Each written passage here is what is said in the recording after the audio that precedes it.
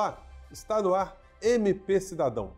E no nosso programa de hoje, você vai ficar por dentro dos principais destaques do portal do Ministério Público no quadro Minuto MPRJ. Nossa equipe de reportagem foi averiguar uma denúncia de falta de repasse no Fundo de Previdência numa prefeitura do interior do estado. E aqui no estúdio eu vou receber as promotoras de justiça Lúcia Heloísio Barros Bastos e Alexandra Carvalho Feres, que são coordenadoras do Centro de Apoio Operacional das Promotorias de Justiça de Violência Doméstica e de Gênero, para falarmos sobre um assunto bastante polêmico, o feminicídio. Está no ar para todo o Brasil MP Cidadão, o Ministério Público mais perto de você.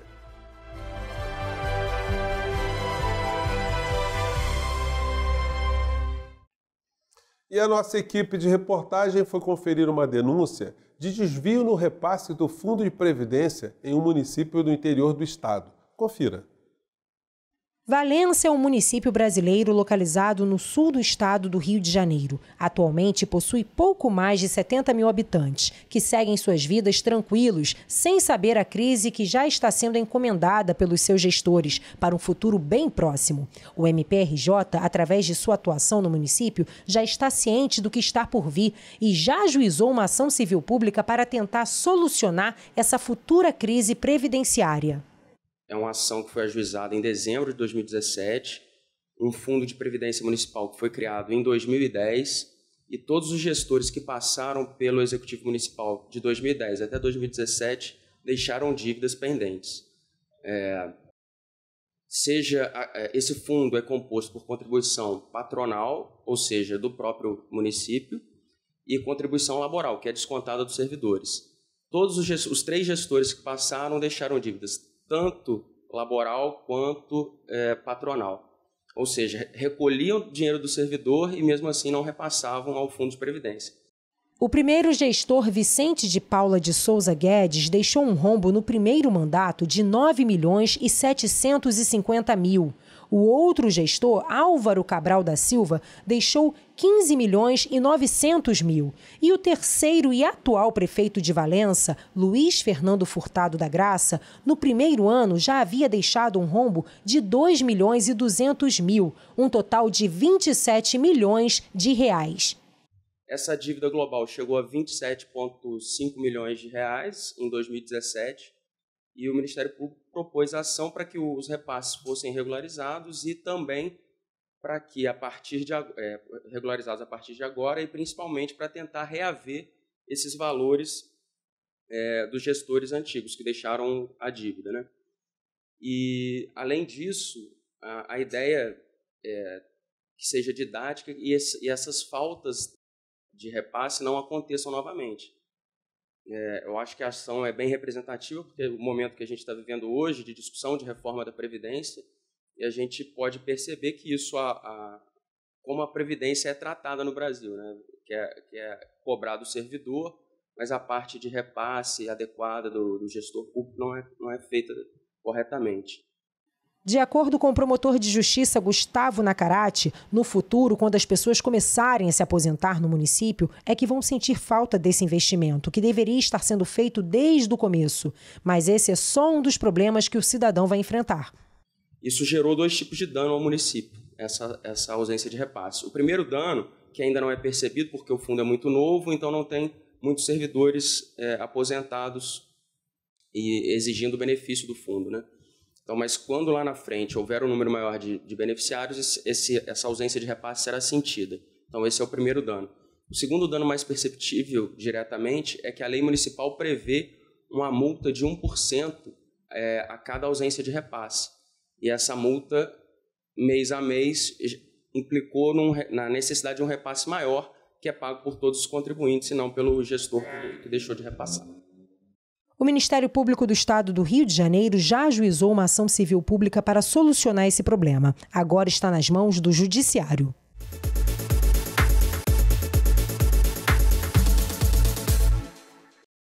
E agora nós vamos saber quais são os principais destaques do portal do Ministério Público no quadro Minuto MPRJ. É com você, Patrícia. Olá, Zé. Hoje vamos dar destaque ao 4º Congresso Internacional da Rede Brasileira de História Pública. O MPRJ, por meio do Centro de Memória Procurador de Justiça João Marcelo de Araújo Júnior, esteve presente no congresso realizado no Centro de Convenções da Escola de Artes, Ciências e Humanidades da Universidade de São Paulo, da USP. Durante o encontro, que fez parte da 5ª Conferência Anual da Federação Internacional da História Pública, o coordenador do CDM, o Procurador de Justiça Márcio Klang, e as historiadoras Nataraj 30 e Maristela Santana apresentaram o projeto Personalidades do MPRJ na mesa temática Arquivos, Centros de Memória e Museus como Lugares de História Pública. E o MPRJ participou do 12º encontro do Fórum Brasileiro de Segurança Pública, realizado na Fundação de Empreendimentos Científicos e Tecnológicos, a Finatec, na Universidade de Brasília. As promotoras de justiça Andréia Min, coordenadora do Grupo de Atuação Especializada em Segurança Pública, e Eliane Lima Pereira, que é assessora de Direitos Humanos e Minorias, além da coordenadora técnica do Centro de Pesquisa e Inovação, Thaís Duarte, juntaram-se a outros profissionais comprometidos com o aperfeiçoamento da segurança pública no Brasil. O encontro promove anualmente o intercâmbio de projetos e trabalhos na área, com o tema Elegendo a Segurança Pública que Queremos. E para finalizar o nosso Minuto MP de hoje, vamos dar destaque para uma ação social na Vila Kennedy. O MPRJ, por meio da ouvidoria, participou dessa ação realizada no CIEP, na zona oeste da capital fluminense. O evento, que atraiu inclusive moradores de bairros vizinhos, como Bangu, foi promovido pelo 14º Batalhão da Polícia Militar do Estado do Rio de Janeiro, em parceria com instituições como o Tribunal de Justiça, o Hospital Albert Schweitzer e a Cruz Vermelha e o Instituto Angelus, entre outras. Ao longo do dia, servidores da ouvidoria itinerante do MPRJ receberam comunicações da população por meio de denúncias e reclamações, com a orientação de como o cidadão pode encaminhar e solucionar problemas relativos às áreas de atuação da instituição, tais como educação, saúde e meio ambiente. O cidadão pode fazer o comunicado formal de reclamação ou denúncia à ouvidoria pela internet, pelo telefone 127, pessoalmente na sede do MPRJ ou por carta. Para saber mais detalhes, acesse nosso site mprj.mp.br. Um grande abraço, José Fernandes. Até a próxima. Obrigado pelas informações, Patrícia. Agora a gente vai fazer um pequeno intervalo, mas você não sai daí porque MP Cidadão volta em 1 minuto. Até já.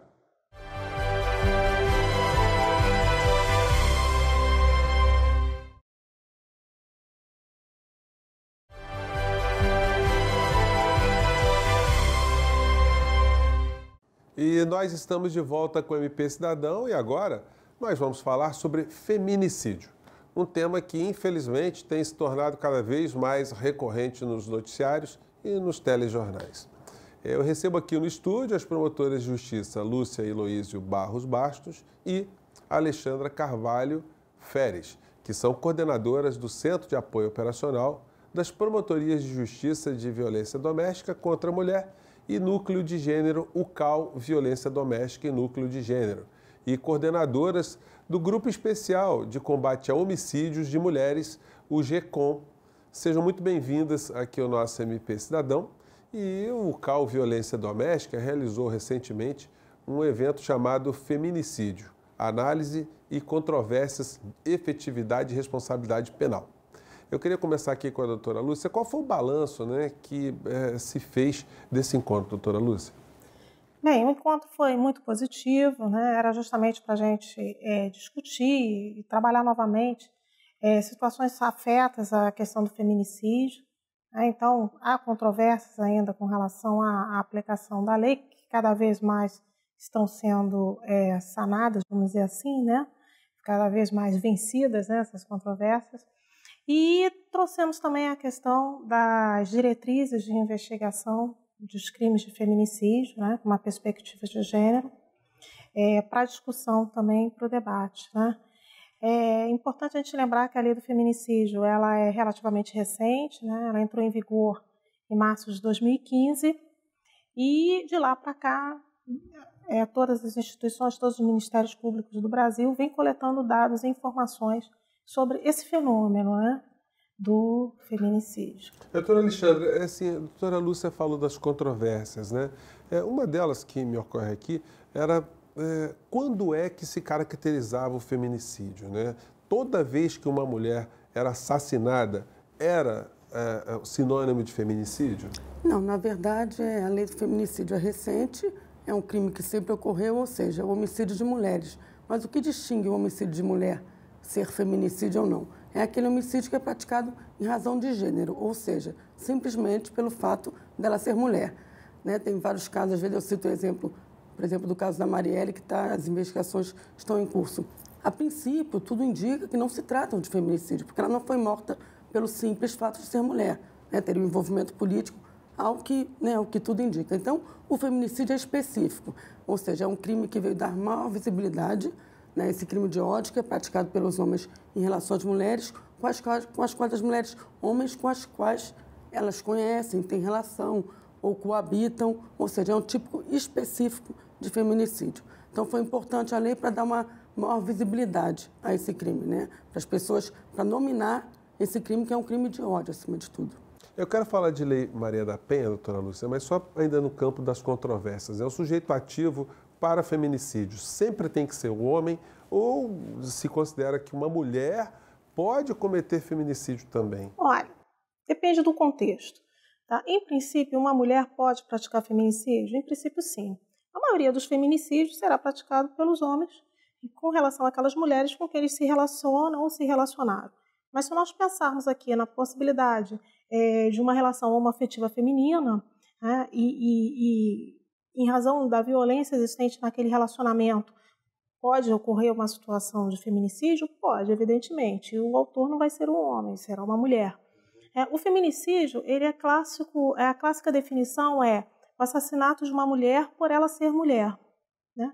Em que contexto? Via de regra, no contexto de violência doméstica e familiar contra a mulher, que é a grande maioria dos casos. Né? E o segundo contexto é na situação de menosprezo à condição de mulher, né? Menosprezo à condição feminina. E isso pode ser evidenciado, às vezes, naquelas hipóteses, né? Existem casos de uma espécie de um serial killer, né? Com relação às mulheres, por exemplo. Então, você pode identificar essa qualificadora do menosprezo. Né? Uhum. Doutora Alexandra, 12 anos de Lei Maria da Penha e os números de feminicídio têm aumentado, né? Qual é a explicação para isso? Há que se pensar em alguma outra maneira, né, de combater, né, o feminicídio, porque a despeito das pessoas do meio jurídico, nós que trabalhamos com a lei, considerarmos a Lei Maria da Penha, tanto a Lei Maria da Penha quanto a tipificação do crime de feminicídio um avanço, a Lei Maria da Penha é uma lei boa, os números não diminuem, né? Eu acho que a gente tem que, não só a educação, mas a gente tem que focar também no comportamento do homem, né? Porque, na verdade, que o feminicídio ocorre por quê? Não pelo comportamento da vítima, mas sim pelo comportamento do homem que muitas vezes não sabe lidar com a frustração de um relacionamento interrompido ou de um abandono né, isso é, na maioria dos casos, os números comprovam que a maioria dos feminicídios ocorrem quando a mulher tenta romper esse relacionamento. Então, há que se trabalhar o homem, há que se falar para o homem. Sem o homem, feminicídio não ocorre. Sem um comportamento violento por parte do homem, não ocorre. Porque os números não diminuem e até então, né, a gente vem focando no empoderamento da mulher, na necessidade da mulher denunciar, mas só isso não estão fazendo com que os números diminuam. Né? Pois é, doutora Lúcia, e os aparatos colocados à disposição da mulher, né, do cidadão de uma maneira geral, tem aumentado no Brasil afora, né? A gente ainda está tendo ainda problemas dessa comunicação do crime potencial nessas estruturas? O que a gente observa é o seguinte, o fato de termos a cada ano um maior número de registros indicando aí situações de violência doméstica contra a mulher, isso se deve muito à melhoria, vamos dizer assim, da recepção dessa mulher, em especial, por exemplo, nas delegacias especializadas de atendimento à mulher, nas DEANs, né? E também pelos serviços de atenção e apoio, que nos 2 últimos anos a gente não viu um aumento, um incremento significativo. Muito pelo contrário, a gente está acompanhando, na verdade, um enfraquecimento desses serviços de atenção, dos centros especializados de atenção à mulher, por exemplo, né, não só motivado pela questão de crise econômica mesmo, mas a própria perda de status de ministério da Secretaria de Políticas para as Mulheres do Governo Federal, isso também já enfraquece um pouco essa política de enfrentamento à violência contra a mulher. Isso é fato, isso tem sido observado, né? E ainda essa crise não permitiu ainda os equipamentos se desvencilharem desse enfraquecimento, né? Agora, doutora Alexandra, a violência contra a mulher e o feminicídio, eles poderiam também estar subnotificados, né, pela cultura de países como o nosso, né? E na medida que o assunto é reverberado, é colocado, isso pode também gerar que muitas mulheres se encorajaram para tornar público a questão, né? Sim, mas eu acho que pelo tempo que a Lei Maria da Penha, né, a gente já tem um tempo razoável para não crer que esse número, um aumento do número é devido à subnotificação, né? Se a lei fosse muito recente, mas não é o caso, né? A lei já tem um tempo considerável, então eu acredito que não. Agora, isso que você falou da subnotificação, isso é verdadeiro quando a gente percebe que as mulheres mais jovens já estão denunciando nos primeiros sinais de violência. Antigamente, o que a gente observa, né, nos juizados de violência doméstica, uma mulher mais velha, com tempo de relacionamento, ela demora muito mais a denunciar. Ela demorava muito mais a denunciar. As mulheres mais novas, justamente por ouvirem falar muito da lei, né, em rede social, pelos sistemas de justiça, o próprio Ministério Público, as campanhas, as mulheres mais jovens ficam menos tempo em relacionamentos abusivos. Então, nesse sentido, a subnotificação ocorria mais. Eu acho que hoje em dia as mulheres já têm uma coragem maior e denunciam mais rápido. Gente, o programa está muito importante, mas a gente vai ter que fazer agora um pequeno intervalo. E você não saia daí, porque a gente volta já já com o nosso MP Cidadão. Até já.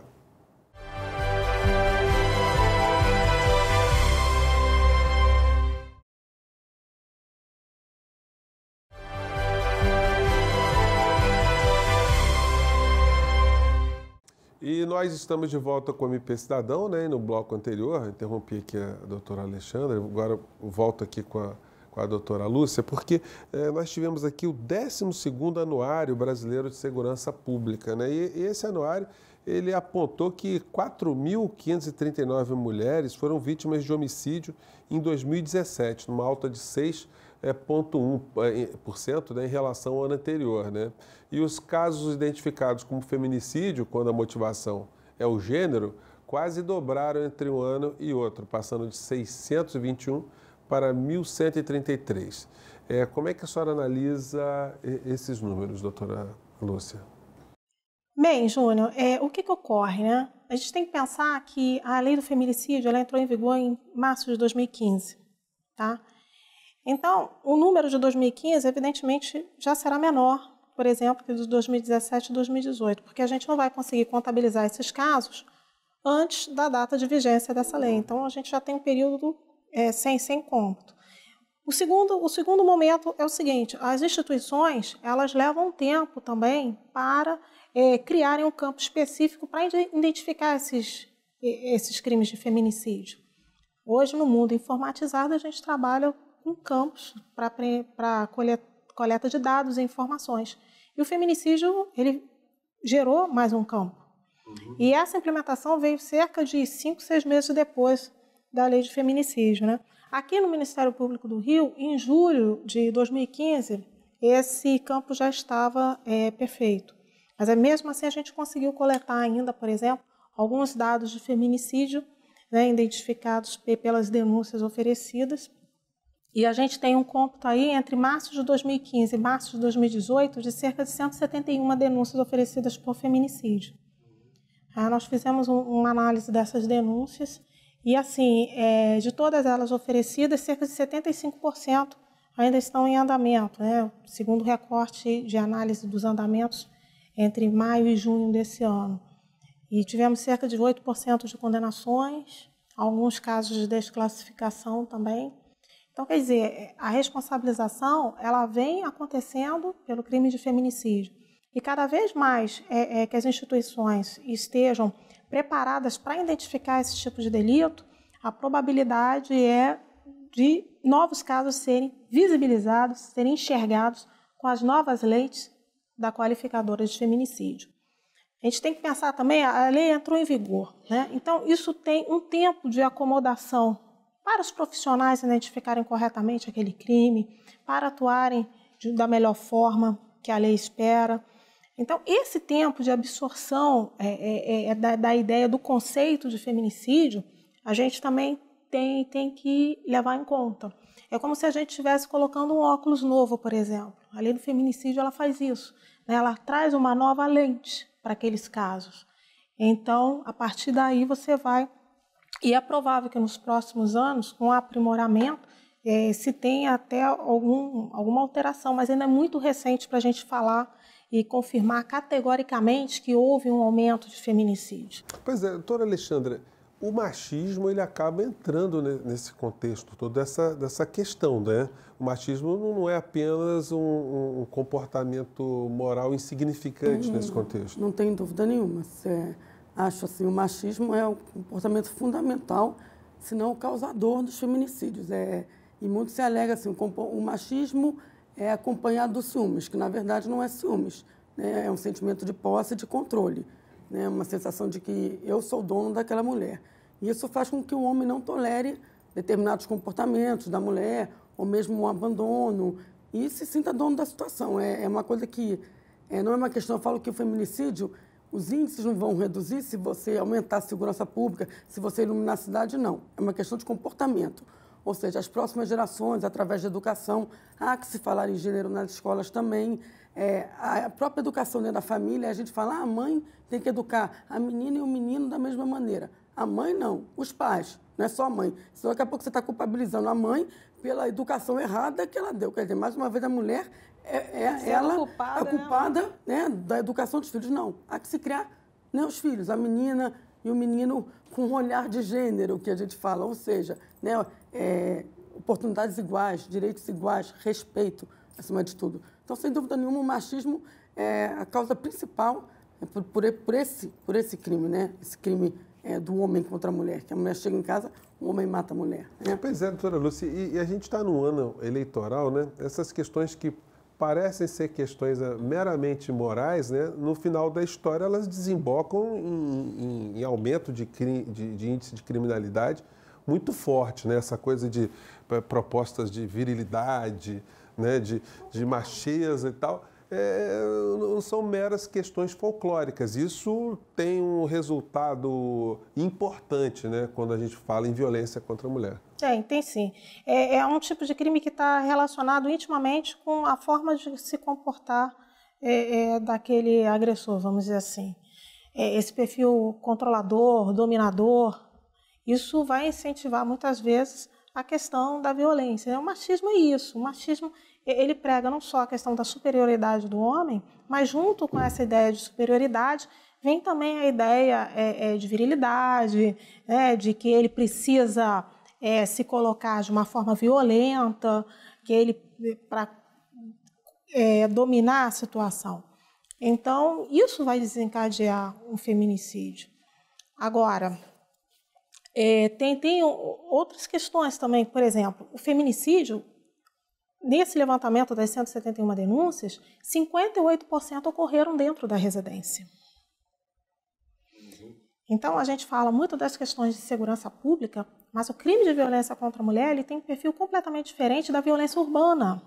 Enquanto a violência urbana, muitas vezes, a gente vai reforçar o aparato policial, na violência, no feminicídio, 58% dentro da residência, Júnior. Pois é. Doutora Lúcia, eu vou pedir tua licença, porque a gente vai ter que encerrar o nosso programa, mas o tema é tão importante que a gente vai continuar com o nosso MP Cidadão na próxima semana falando do assunto. O MP Cidadão de hoje fica por aqui. Eu quero agradecer a presença das promotoras de justiça Lúcia Heloísio Barros Bastos e Alexandra Carvalho Feres, que são coordenadoras, né, e batalhadoras, né, nesse Centro de Apoio Operacional das Promotorias de Justiça de Violência Doméstica contra a Mulher e Núcleo de Gênero, o CAU Violência Doméstica e Núcleo de Gênero, e coordenadoras do Grupo Especial de Combate ao Homicídio de Mulheres, o GECOM.